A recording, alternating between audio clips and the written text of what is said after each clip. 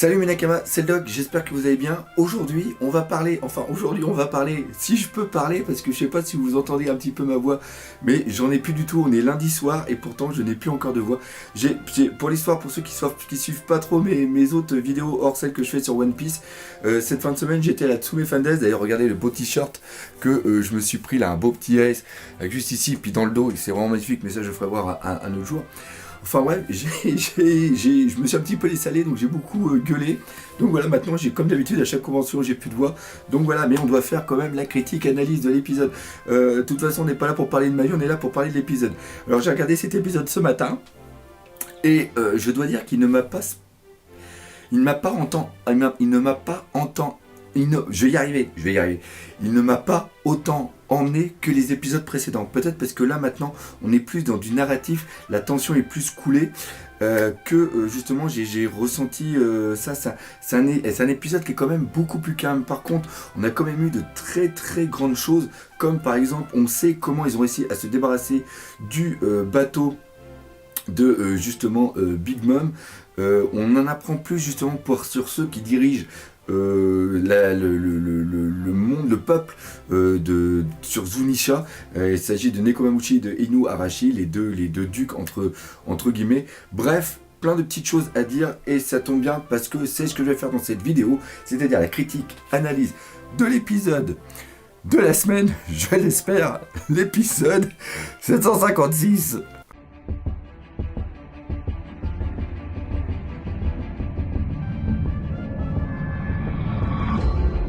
Alors, comme chaque début de vidéo, on va faire le petit rappel entre le chapitre et aussi l'épisode. Donc, l'épisode 756 correspond non pas à la totalité, mais je dirais les 4/5e, oui j'essaye d'être très précis, les 4/5e du chapitre 807. C'est-à-dire que il doit manquer à la fin, il doit manquer à peu près 4-5 pages. Je vais pas vous spoiler la gueule, je vais vous le dire, mais je vais pas vous spoiler la gueule parce qu'on le voit justement à la fin. C'est-à-dire on ne va pas voir toute l'arrivée justement de Jack sur l'île. On verra ça dans l'épisode prochain. D'ailleurs, pour information, la semaine prochaine, il n'y a pas de chapitre. Il n'y a pas d'épisode. C'était cette semaine qu'il n'y avait pas de chapitre. La semaine prochaine, il n'y a pas d'épisode. Pourquoi? Tout simplement parce que au Japon, il se passe un énorme truc. C'est la fin du plus long manga qui existait. C'était Koshikame, si je ne dis pas de conneries. C'est l'histoire d'un flic. On le voit souvent un petit peu partout. C'est une véritable bim, un véritable phénomène. Voilà, c'est ça que je voulais dire. Il y a 200 chapitres. C'est rentré dans le Guinness des records. Et donc, la semaine prochaine, à l'horaire où normalement il y a Dragon Ball Super et aussi One Piece à la télé, il va y avoir un épisode spécial sur lui justement, donc ça passe à l'as. Donc voilà, et c'est en regardant ma chaîne que vous apprenez des trucs comme ça, donc c'est super cool, continuez à me regarder. Le gros truc important qu'il y a eu dans cet épisode, c'est tout simplement l'explication de savoir comment Sanji et le reste de l'équipage a réussi à échapper à Big Mom, au bateau de Big Mom.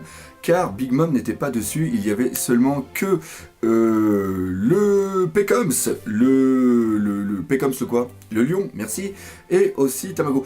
Je va être un petit peu en live, c'est triste parce que j'ai encore l'esprit qui est tout embrumé, je manque un petit peu de famille, encore une famille. Voilà, un beau lapsus. Je manque, vachement fatigué le doc là. Oui, vachement fatigué là. Ouf. Voilà, on va se ressaisir, on va y arriver. Donc, qu'est-ce qui s'est passé? Qu'est-ce que je disais? Bah oui, il y a le baron Tamago aussi, le mec qui ressemble à rien avec un œuf ici et puis une tasse. Donc voilà, et la grosse surprise, c'est qu'il y a Capone BG. Et ouais, le mec qui ressemble à Al Capone, d'où le nom, et ben il fait partie maintenant de l'équipage. Donc, sûrement qu'il s'est passé quelque chose pour qu'il devienne l'un des sous-fifs. Et il a l'air quand même, parce que ça c'est quand même assez excellent, il a l'air quand même d'être au même niveau que Pecoms et aussi Tamago. C'est-à-dire que quand on le voit avancer, il n'est pas en arrière en se disant ouais, je sais pas ce que je vais faire. D'ailleurs je crois qu'on avait eu, je raconte des conneries, on le savait un petit peu, on avait eu une sorte de teaser il y a très longtemps, dans un épisode très lointain, pas dans notre galaxie, on n'est pas dans Star Wars non plus, mais dans un chapitre très lointain, aussi un épisode très lointain, où justement on voyait un petit peu ce qu'étaient devenus Je crois que c'était au moment de la chute de Doflamingo, où on voyait un petit peu la réaction dans le monde, et on voyait justement qu'il y avait Capone BG qui était sur une sorte de bateau, où on voyait des sortes de sucre d'orge derrière, donc on avait commencé à penser en disant la bouffe, les bonbons, tout ça, ça fait penser à Big Mom. Et donc on avait raison. Mais même s'il y avait 3 mecs qui ont l'air quand même assez puissants, en face, il y avait Senji et il y avait le trio. On dit toujours qu'il y a le trio. Elle va partir en live, c'est ces trucs, parce que là je suis en train de. Je parle plus que je devais parler à cause de ma voix, je vais m'économiser, mais en un sens, c'est une petite réflexion que je suis en train de penser là. C'est-à-dire que dans One Piece, on a le trio, je sais plus comment on l'appelle, le trio monstrueux, je crois que c'est ça, où on a justement Luffy, Zoro et Sanji, et inversement professionnel, comme on dirait en Marc, on a le trio des minables, qui est Chopper, Brooks et aussi Usopp. Et là, justement, Sanji, il est quand même pas avec les flèches. C'est-à-dire qu'on a Chopper, on a Usopp, on a César qui se chie dessus, et après, on a un ami qui est là pour nous faire voir un petit peu de poitrine pour qu'on soit content.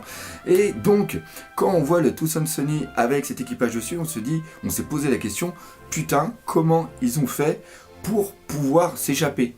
Même durant un moment, on pensait même qu'ils avaient été kidnappés. Et dans cet épisode, on voit qu'ils arrivent tout simplement à s'allier et faire une combinaison de chacun leur pouvoir là où ils sont vraiment forts pour pouvoir justement mettre en échec le bateau. C'est-à-dire que on a et ça c'est sous, alors faut aussi dire que ça c'est sous les ordres de Sanji. Donc on voit que Sanji a encore ce rôle de mec qui analyse, qui voit la situation globale et qui arrive toujours à avoir le meilleur moyen de s'en sortir. Ça c'est très très important parce que c'est ce qu'il a fait sur Enies Lobby.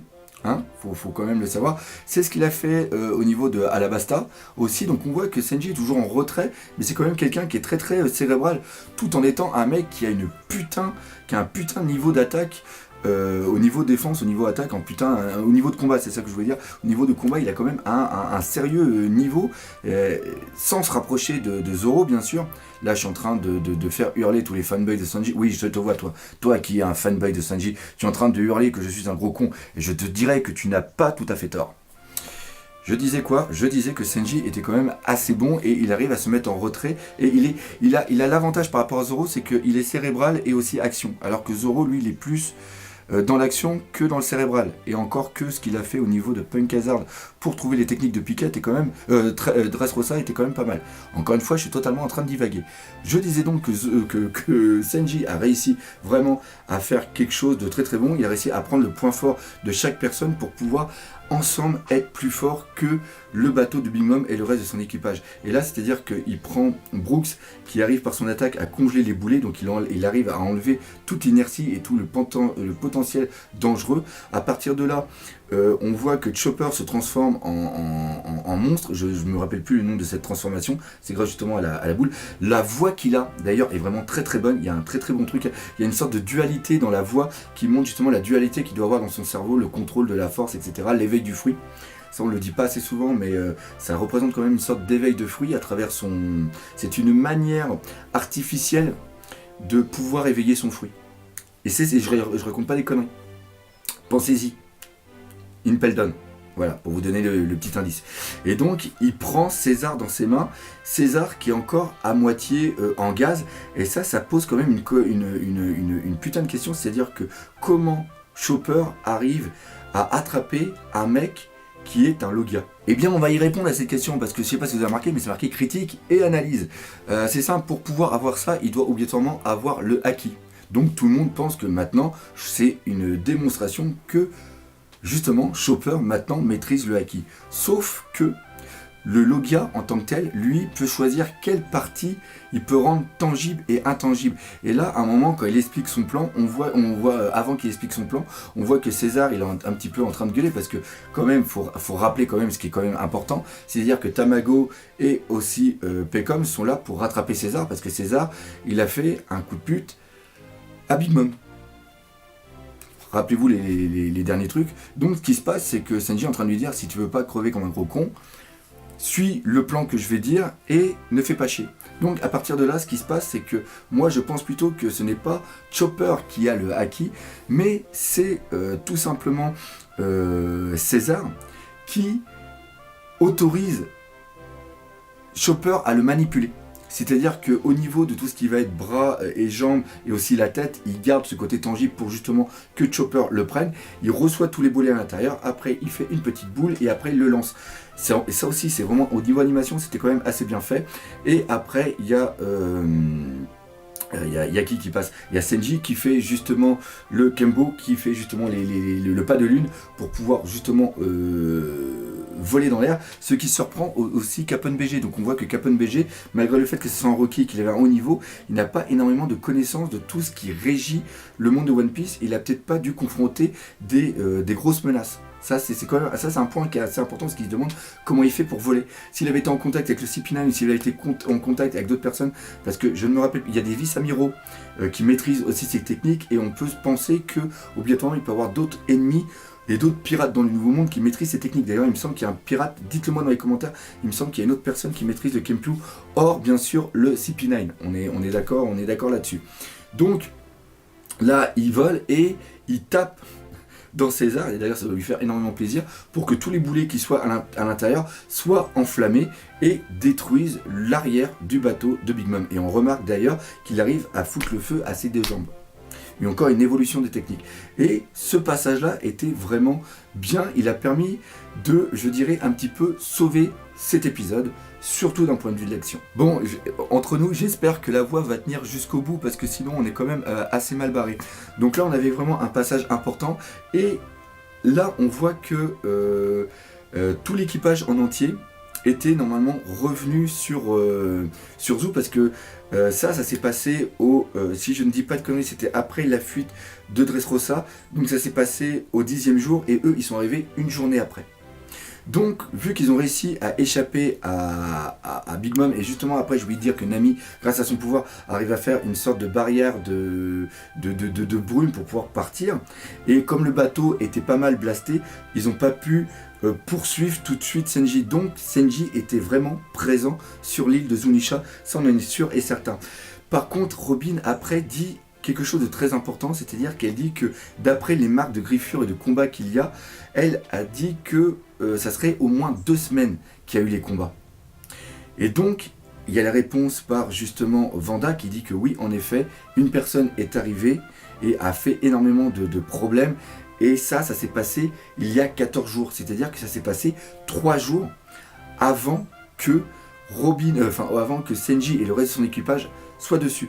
D'ailleurs, il faudra que je pense à faire à un moment au niveau de Dressrosa et au niveau de tout ce qui se passe, j'en ai déjà parlé mais là j'ai pas le temps, il faudra vraiment que je fasse une sorte de repère chronologique. Je ferai une vidéo là-dessus, chronologie depuis Punk Hazard, je ferai une chronologie de tout ce qui se passe dans le Nouveau Monde avec les différentes actions. Ça pourrait être vraiment faire un truc classe. Je vais essayer de me sortir les doigts de là où je pense pour vous faire ça.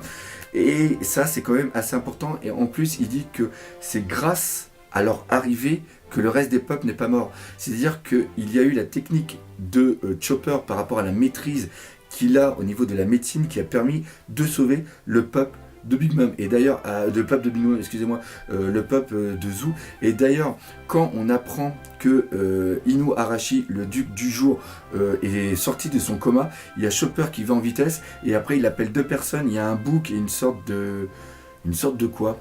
De biche avec une longue queue? De rongeur sinon, je sais plus, enfin c'est une infirmière, et le bouc dit c'est super, je vais encore apprendre des nouvelles compétences sur la médecine.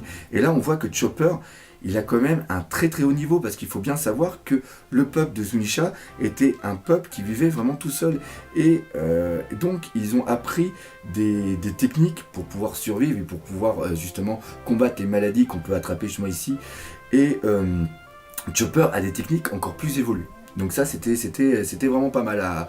C'est toujours des petites choses qui sont montrées, mais dans une globalité au niveau du monde de One Piece, ça a vraiment son importance. Et donc la question c'est, qu'est devenu Senji? Parce que Senji est bien arrivé sur l'île, mais maintenant il n'est plus sur l'île, enfin l'île mouvante qui est sur un éléphant, et on a eu le stress de savoir est-ce qu'il est mort, est-ce qu'il y avait quelque chose, mais là on voit quand même Zoro et Luffy qu'ils en ont absolument rien à foutre, parce qu'ils disent il a laissé un mot, puis ça semble pas aussi grave que ça.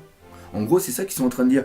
Donc ça pose encore une fois les questions, quel est le futur de Sanji? Alors là, je suis en train d'un petit peu jouer le jeu, parce que moi je sais ce qui est arrivé, mais pour vous, qui, comme d'habitude, suivez seulement que les épisodes. Je vous mets en description juste en bas les liens si vous voulez voir mes théories que j'avais fait justement à l'époque en lisant ce chapitre. Non, parce que vous allez voir aussi la fin du chapitre, donc vous allez être spoilé un petit peu sur l'épisode suivant. Bah, de toute façon, voilà, je pense que j'avais fait 2 trucs dans les vidéos, je sais plus. Enfin, tout ça pour dire que Senji, ce qu'il est devenu, on ne sait pas. Un passage par contre qui a été excellent et qui a été mieux que dans le manga, c'est le passage avec Brooks. Déjà, Brooks arrive, excusez-moi pas Brooks, c'est ce que je disais il y a très longtemps, Brooks arrive et dit tout simplement qu'il ne faut pas parler de Kinemon, parce que lui il n'est pas encore au courant par rapport à Kenjuro, et il faut surtout pas parler du pays de Wano. Parce que ça craint. Il n'a pas le temps d'en parler plus parce qu'après à ce moment-là il y a les Klebs qui arrivent et on comprend pourquoi Vanda a parlé de corps. Et il faut savoir que corps est un terme gentil, amical, comment on pourrait dire, bisounoursien, on va dire ça comme ça, ou mixien, si on veut inventer des mots, pour tout simplement parler d'un tas d'os. Parce que justement, et ça c'est complètement con parce que même dans le manga j'avais pas vu venir, mais oui, Brook c'est un squelette et c'est sûr que ils vont adorer le lécher, ils vont adorer le bouffer et le passage où tu le vois courir, où tu le vois pleurer, puis à la fin tu le vois ok c'est bon j'abandonne, emportez-moi et tout. C'est chiant parce que c'est toujours Brook il sert seulement qu'à un effet comique, c'est ça qui est chiant parce que c'est un personnage qui au niveau de Trailer Back avait énormément de travail, énormément de recherche par rapport à son background, par rapport à toute la solitude qu'il avait eue, et ça c'est un petit peu dérisoire maintenant, c'est un petit peu parti, en un sens ça monte peut-être un petit peu, je suis totalement en train de partir en live, mais c'est peut-être pour montrer toute la souffrance qu'il a eu à un moment qui est maintenant inversée et on voit le vrai personnage qui était, quelqu'un qui adorait faire le con et s'amuser. D'où je peux pas faire le rire, j'ai plus de voix, je vais éviter de faire le con. Mais voilà, donc le traitement qu'a eu Brook dans ce passage, il est drôle, mais ça serait quand même sympa un jour qu'il soit mieux utilisé. Voilà, c'est ça. Par contre, si pour Brook le passage est mieux dans l'anime que le manga, il y a un passage qui est totalement désastreux dans l'anime par rapport au manga, c'est tout simplement le duo comique de Kenjuro et de Kinemon qui commence un tout petit peu à taper sur les nerfs. Ouais, ça pour moi c'est ce que je commence à ressentir, c'est trop long et encore une fois l'interaction qu'il y a avec le singe est super chiant. Je vous en parlerai dans une autre vidéo quand il y aura vraiment le moment qui sera opportun, qui sera montré. Mais normalement, il n'y a pas ce truc-là. Par contre, la gueule du chat qui s'est pris plein de flotte sur la gueule, ça c'était cool. Toute la souffrance du chat, le pauvre mec, il dit mais moi j'ai jamais demandé à faire ça. S'il te plaît, libère-moi de ma mission, que je retourne à ma vie tranquille dans les dessins, ça sera beaucoup plus cool. Donc ouais, il y a ça encore qui était un petit peu chiant.